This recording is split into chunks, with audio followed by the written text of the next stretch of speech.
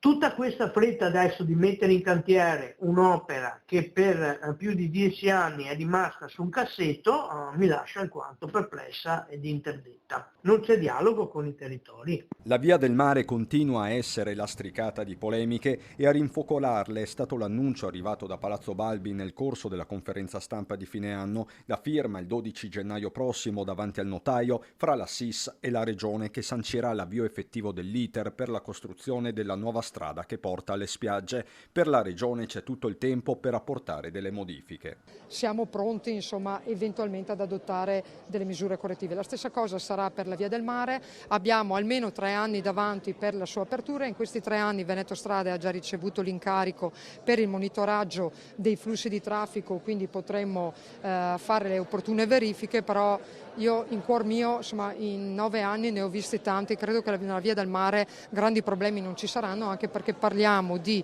19 chilometri che per percorrerli parliamo di 2,50 €, quindi non di grandi cifre. Ma buona parte dei sindaci, soprattutto trevigiani, non ci sta. La verifica andava già fatta, dicono, lo stesso tracciato doveva già essere presentato anche per capire dove e come si intrecciano Treviso Mare e Nuova Via del Mare, con tutte le conseguenze sulla viabilità secondaria. Più che Via del Mare è tutto in alto mare, dicono dal PD regionale i consiglieri Zanoni, De Zottis e Montanariello, che sottolineano come non siano stati diffusi nemmeno i dati di traffico. E a proposito di strade, da Roncade non se ne esclude nessuna, nemmeno quella che porta dritto al TAR. E chiaramente la Regione fa le sue valutazioni e noi faremo le nostre a tutela degli interessi dei nostri territori.